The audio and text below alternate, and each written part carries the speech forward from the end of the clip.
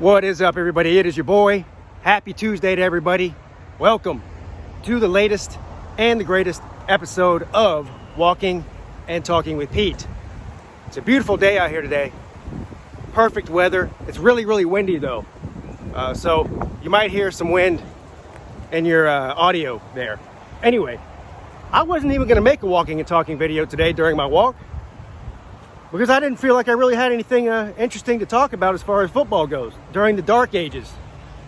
But the ACC is having their annual meetings this week, and there's a couple things in there that they're going to discuss that I do find interesting. Number one, scheduling. Now, they say they're going to discuss future scheduling. I have no idea whatsoever what that means. Most of these teams, their non-con games, especially the Power 5 non-con games, are scheduled out way in advance. I mean, Clemson's schedule is loaded up for Power 5 opponents against SEC, mostly SEC and Notre Dame, till like, 2040? At least.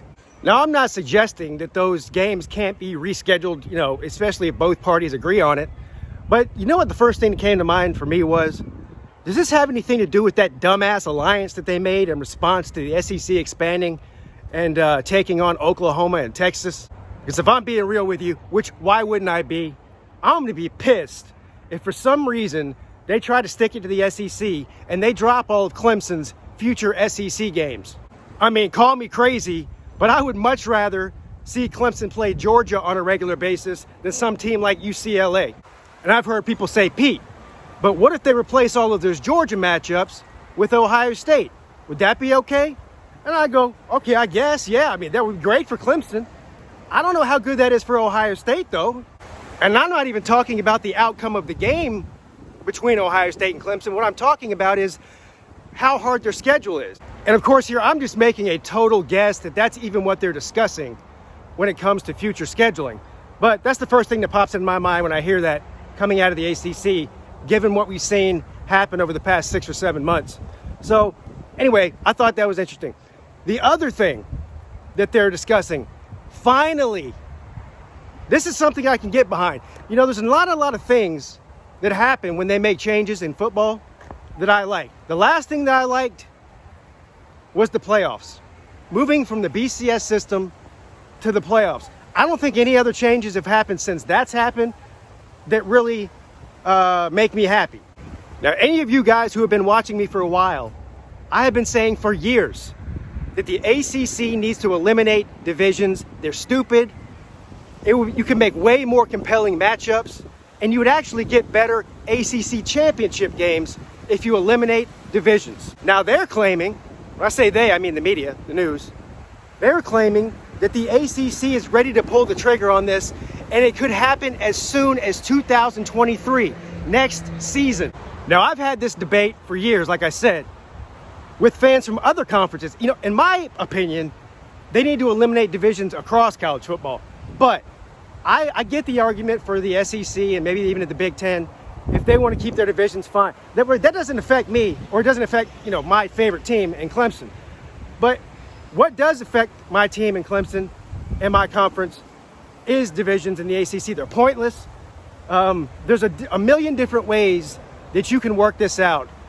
And of course, the bottom line is the two teams with the best conference record at the end of the season play in the ACC championship. So you don't end up, like we did a few years ago, with a 5-loss Pitt team playing against a national championship caliber Clemson team in the ACC title. And not only that, teams like Clemson and Miami, teams like Clemson and Virginia Tech don't have to rotate every 6 or 7 years before they meet in the regular season. The other thing I'd like to see the ACC do, which they won't do, is go to 9 conference games and eliminate FCS opponents. I know that's a sticky subject for a lot of people. The FCS schools, quote unquote, need to play the Power 5 schools for the money. It funds their entire athletic program. There's ways around that. You can still fund FCS schools without having to play them and whip their ass on the field. Oh, and real quick, before I forget, one of the reasons I think that they might be doing this elimination of divisions thing might be, conspiracy time, put your tinfoil hats on, okay? Might be anticipating including Notre Dame in the ACC. Why would that matter? Well, this is why. If Notre Dame joined and nobody else did, you would have an odd amount of teams. Well, you can't really have two divisions with an odd amount of teams. So if you eliminate divisions, it doesn't matter if you have an even or an odd amount.